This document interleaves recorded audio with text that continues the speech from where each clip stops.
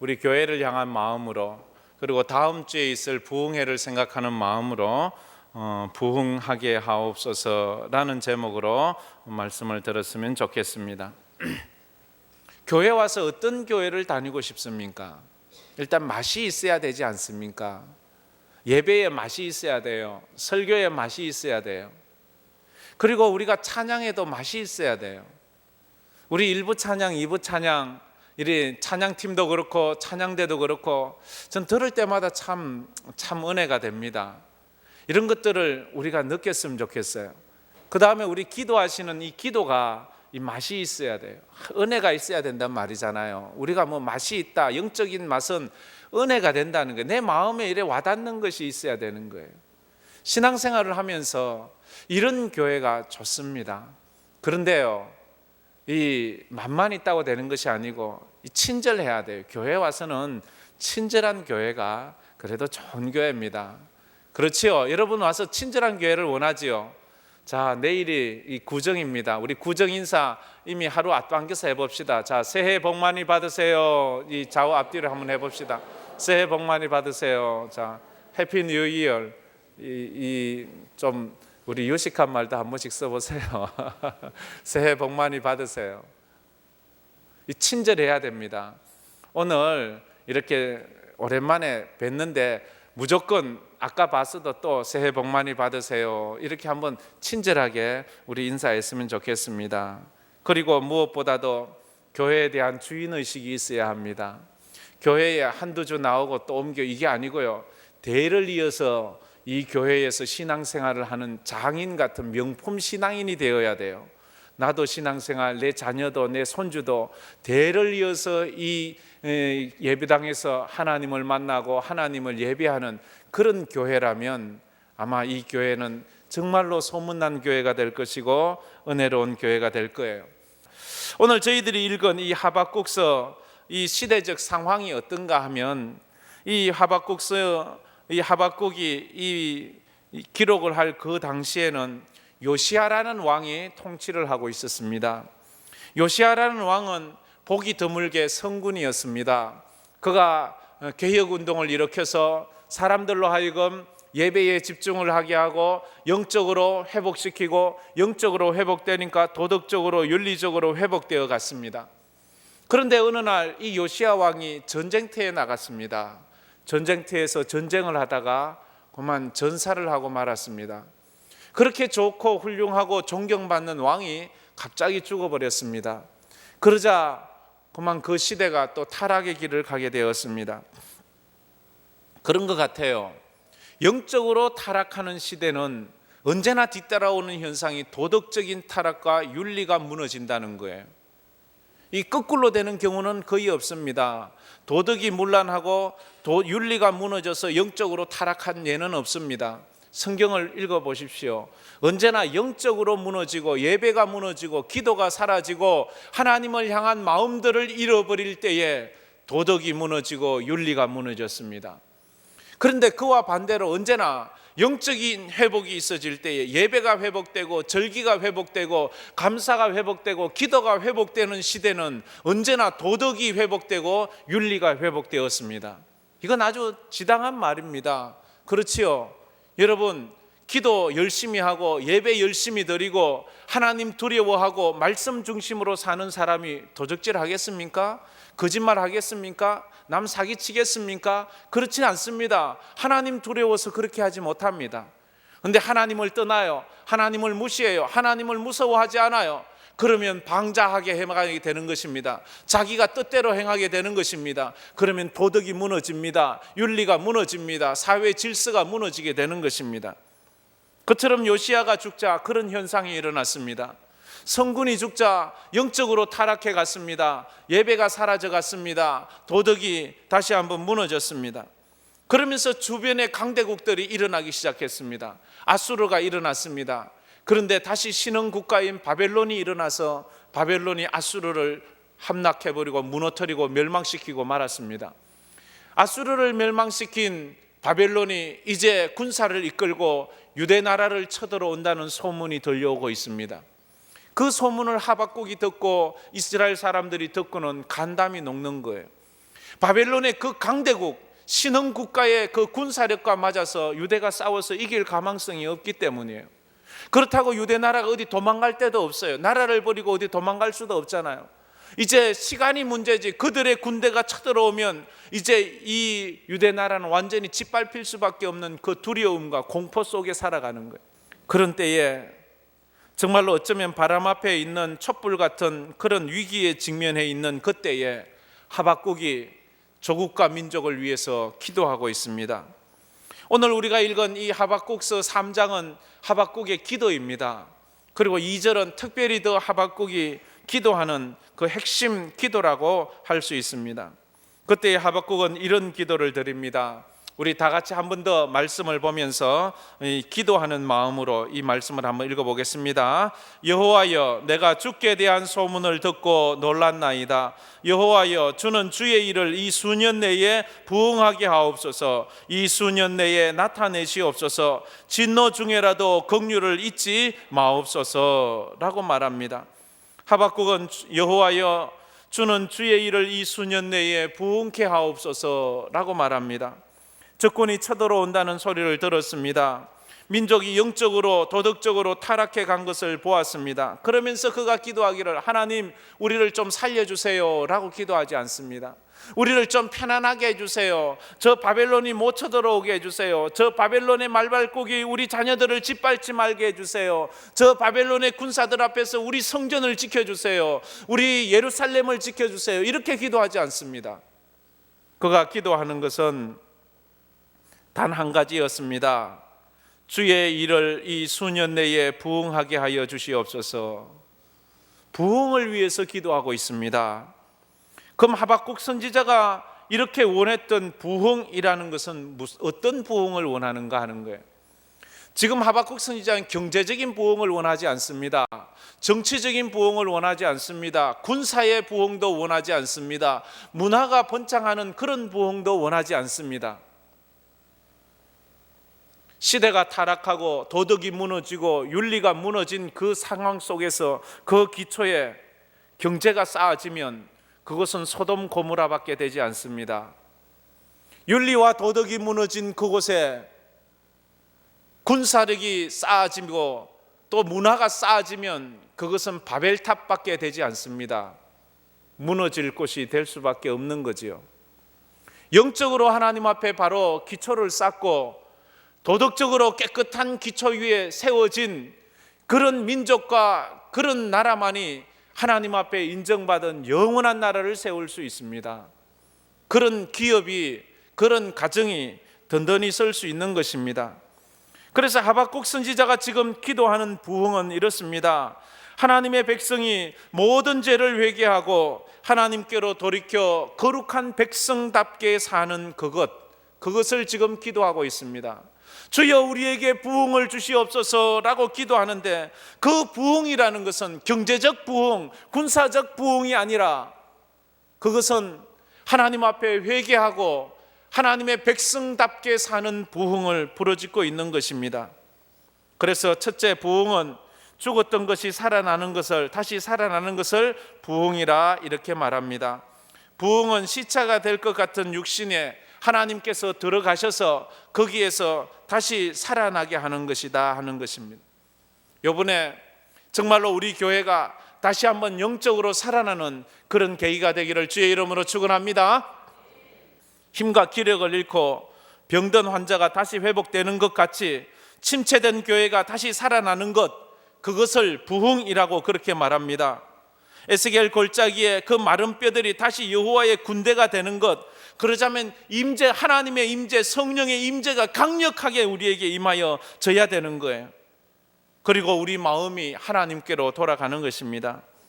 그래서 이사야 64장 1절 2절 말씀에 이런 말씀이 있습니다. 이사야서 64장 1절 2절 말씀 우리 한번 다 같이 한번 읽어보도록 하겠습니다. 원하건대 주는 하늘을 가르고 강림하시고 주 앞에서 산들이 진동하기를 불이 섭을 사르며 불이 물을 끓임 같게 하사 주의 원수들이 주의 이름을 알게 하시며 이방 나라들로 주 앞에서 떨게 하옵소서라고 말합니다. 보면 1절에 원하건대 간절히 바라건대 주는 하늘을 가르고, 하늘을 가른다는 것은 하늘을 찢으시고, 그냥 옷을 찢듯이 하늘에 닫힌 그 문을 찢으시고 거기로 강림하셔서 임재하셔서 주 앞에 산들이 진동하기를 원한다, 이렇게 말합니다. 오소서 은혜의 성령님 하늘 가르고 임하소서. 하늘 가르고 임하소서. 성경에는 여기밖에 안 나옵니다. 하나님께서 옷을 찢고 거기에서 거기로 들어오듯이, 성소에서 지성소로 들어가자면 지성소를 가리고 있는 그 휘장이 위에서부터 아래로 찢어져야 되는데 하나님께서 그것을 찢으시고 강력한 은혜로 찢으시고 거기서 하나님의 은혜가 나타나는 거예요. 하늘에 막힌 담이, 하늘에 막힌 문이 하나님의 은혜로 찢으시고 거기서 나타나시는 거예요.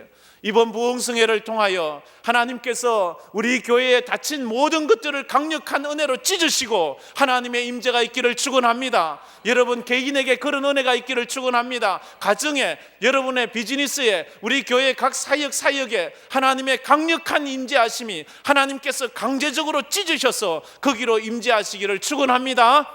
오순절 마가다락방에 주님의 은혜를 사모하던 그 주의 제자들에게 주님께서 강력하게 임하실 때에 하늘로서 그 불이 임하였다고 말합니다. 그 은혜가 우리에게 있어야 될 줄 믿습니다.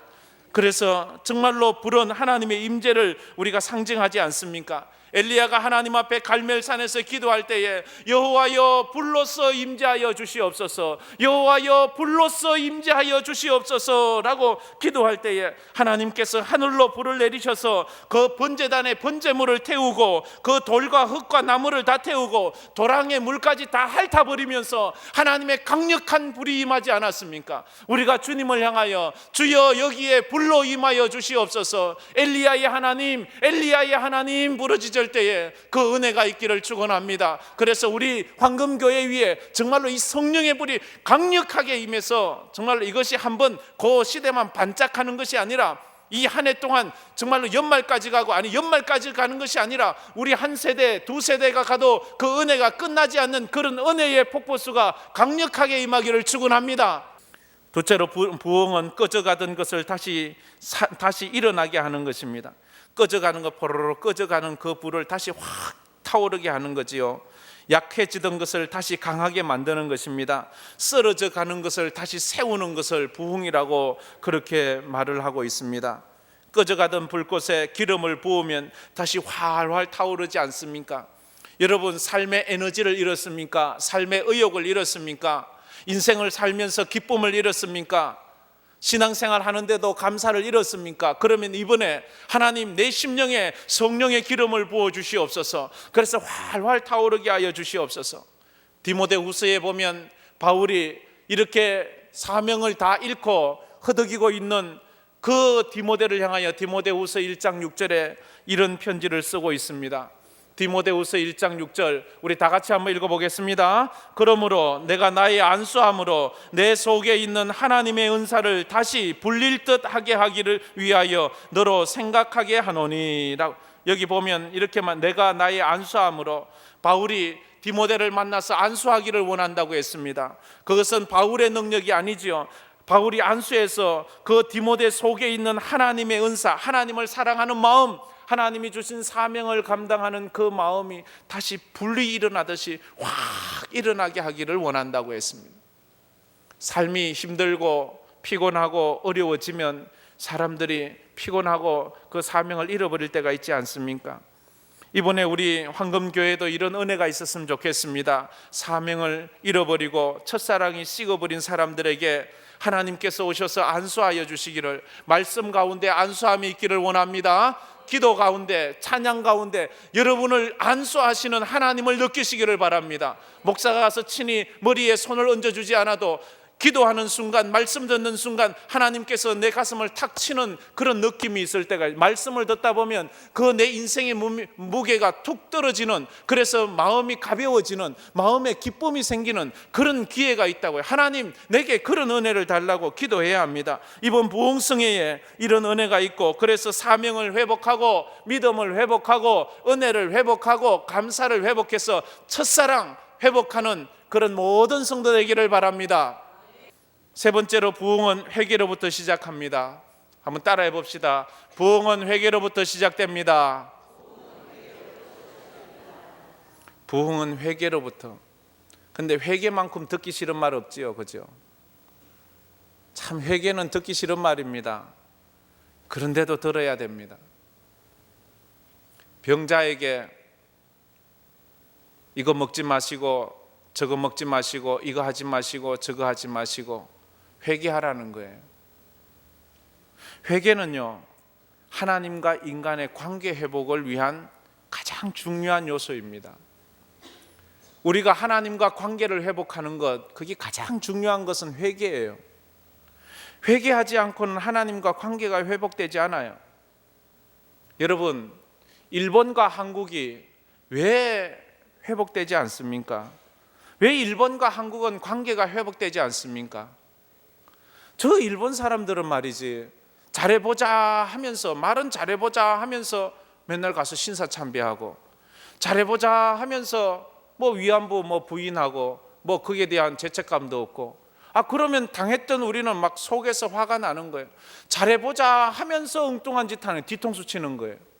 사람들이 기도해요. 하나님 앞에, 하나님 잘해보겠습니다 하면서 뒤에 가서는 또 도적질하고 거짓말하고 사기치고, 잘해보겠습니다 하면서 회개를 해야 되는 거예요. 하나님 앞에 회개를 하되 철저히 해야 되는 거예요. 교회는 하나님의 꿈입니다.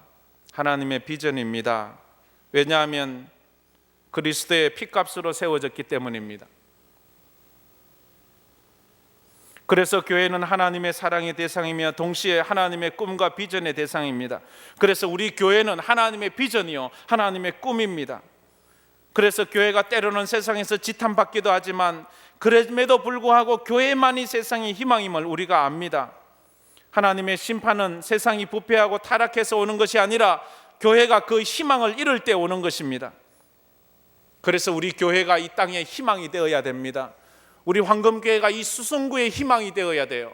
우리 황금교회가 대구의 희망이 되어야 될 줄 믿습니다. 이 민족의 희망이 되어야 합니다. 이 세계의 희망이 되는 황금교회가 될 줄 믿습니다. 제가 황금교회에 온다 이러니까, 야, 그 가면 뭐 18금이라도 하나 주냐 이렇게 말. 그런 것보다도 우리 교회에 오면 희망을 가지고 갔으면 좋겠어요. 희망, 소망. 누군가가 여러분에게 이렇게 묻는다면 여러분 뭐라고 대답할 것입니까? 너는 왜 황금교회 가니? 여러분은 왜 황금교회에 오십니까? 집에서 가까워서요?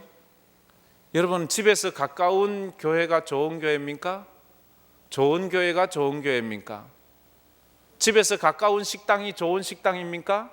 여러분, 절대로 집에서 가깝다고 그 식당 안 갈 거예요. 좋은 식당, 맛있는 식당, 친절한 식당, 가고 싶은 식당을 갈 거예요. 그래서 누군가가 당신은 왜 황금교회에 다닙니까? 라고 묻는다면 그가 감동할 만한 답을 줘야 되지 않습니까? 그래야지 그럼 나도 한번 가고 싶네, 이런 마음이 생기지 않습니까? 그냥 가, 뭐 하도 잔소리해서 가, 뭐 이런 것이 아니고, 그 교회를 통해서 하나님의 꿈이 이루어질 것을 믿기 때문에 나는 황금교회 갑니다. 내가 황금교회 가는 이유는 하나님께서 황금교회를 통해서 하나님의 뜻을 이루기 때문입니다. 할렐루야. 학개서를 보면, 우리가 짧은 학개서를 보면 이스라엘 백성들이 바벨론에 포로되어 70년 만에 돌아왔습니다. 70년 만에 아무것도 없이 돌아와 보니까 예루살렘 성은 다 무너지고 황폐하고 성전은 다 불타 없습니다. 그것을 보고 그 사람들이 가슴 아파 처음에 성전을 건축하기 시작했습니다. 성전을 건축하다 보니까 어려운 점이 많아요. 주변에 있는 다른 민족들이 와서 자꾸만 공격해오고 아직도 자기들이 먹을 것도 없습니다. 그러다 보니까 성전 건축하는 것을 중단하게 되었습니다. 성전을 건축하는 것을 중단한 지가 14년이 지나게 되었습니다. 14년 동안 성전 짓는 것에 무관심했어요. 성전에 대해서 관심이 없어요. 14년 후에 하나님께서 학개라는 사람을 세워서 이스라엘 민족에게 성전 세울 것을 촉구하라고 하십니다. 학개 선지자가 그 민족들에게 이제 14년 동안이나 중단된 그 짓담하는 그 성전에 정말로 먼지가 쌓이고 황폐해져간 그때에 너희들이 하나님의 성전을 지어야 된다고 말합니다. 하나님의 성전을 지어야지 복을 받는다고 말합니다. 하나님의 성전 중심으로 모여야지만 이 민족이 살아난다고 말합니다. 그 말을 듣자 그 사람들이 잃어버린 성전에 대한 마음이 회복되기 시작했어요. 그래서 정신이 번쩍 드는 거예요. 우리가 이번 부흥회 때 정신이 번쩍 드는 은혜가 있기를 바랍니다. 이대로 살면 안 되지, 이렇게 살면 안 되는구나, 이렇게 믿음 생활하는 것이 아니구나 하는 정신이 번쩍 들어야 돼요. 14년 동안이나 하나님의 전을 짓지 않던 그들이 정신이 번쩍 들었어요. 그래서 다시 하나님의 성전을 짓기를 시작합니다. 그 성전을 지으면서 그 성전을 향한 마음이 불릴 듯 일어나게 되었어요. 불릴 듯 일어나게. 정말로 그랬어요. 그러자 학개서 2장 9절에 그가 이런 말을 합니다. 이 성전의 나중 영광이 이전 영광보다 크리라 말합니다. 이 성전의 나중 영광이 이전 영광보다 크리라. 이 황금교회의 나중 영광이 이전 영광보다 크리라. 이 성전의 나중 영광이 이전 영광보다 크리라. 여러분의 나중 영광이 이전의 영광보다 크시기를 바랍니다. 여러분의 인생이 갈수록 빛나기를 바랍니다. 여러분의 가정이, 여러분의 자녀가, 여러분이 신앙생활하는 이 황금교회가 여기서 머물지 않고 이전보다 더 크게 정말로 빛을 발하는 그런 교회가 되기를 바랍니다. 마무리하면서 한 가지 더 말씀드린다면, 스펄전이 회심하고 나서 그가 자서전에 쓴 글에 보면 그가 회심하게 된 계기는 어느 평신도 집사님 설교를 듣고예요. 위대한 목사님이나 부흥사의 설교를 듣고 그가 회심한 것이 아니라 어느 평범한 집사님의 설교를 들은 거예요. 그런데 그 집사님의 설교가 하나님께서 말씀하시는 것처럼 들렸어요. 그 메시지는 이랬어요. 나를 바라라, 그리하면 땅끝까지라도 함께하리라. 나를 바라라, 그리하면 땅끝까지라도 함께하리라. 스펄전은 그 순간을 이렇게 회상하며 기록하고 있습니다. 설교자는 많은 것을 전하지 않았습니다. 그러나 계속 그 말씀을 되풀이했습니다 라고 말합니다. 그 말씀이 설교가 끝났는데도 끝나지 않았습니다. 나를 바라라, 그리하면 땅끝까지라도 내가 너와 함께하리라. 나를 바라라, 그리하면 땅끝까지라도 내가 너와 함께하리라. 집에 설교가 끝나고 집에 왔는데도 스펄전 목사님의 가슴 속에서는 그 설교가 계속되고 있는 거예요. 그 설교를 잊어버릴 수가 없는 거예요. 그 설교가 그를 막 두들기고 있는 거예요. 나를 바라라, 그리하면 땅끝까지라도 내가 너와 함께하리라. 나를 바라라, 그리하면 땅끝까지라도 내가 너와 함께하리라. 이번 부흥회를 통하여 말씀이 끊이지 않고 내 속에서 다시 말씀하고 내 속에서 끊이지 않는 생수가 일어나듯이 그런 은혜의 역사가 있기를 축원합니다. 제가 공부한 탈봇이라는 신학교 정문 앞에 큰 돌비에 쓰여진 글이 뭔가 하면 부흥을 위해 기도하라, 부흥을 위해 기도하라는 글이 크게 쓰여져 있습니다.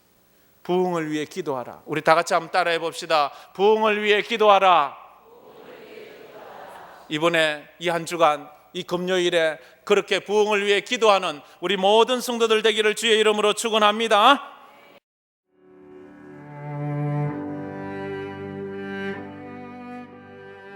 안녕하십니까. 저는 황금교회를 담임하는 박무용 목사입니다. 우리 교회는 하나님의 거룩한 목적인 선교의 사명에 최선을 다하는 교회입니다. 함께 모여 예배할 뿐 아니라 탁구, 축구, 색소폰 교실 등을 열어 지역사회를 섬기고 이웃을 봉사하는 열린 공동체입니다.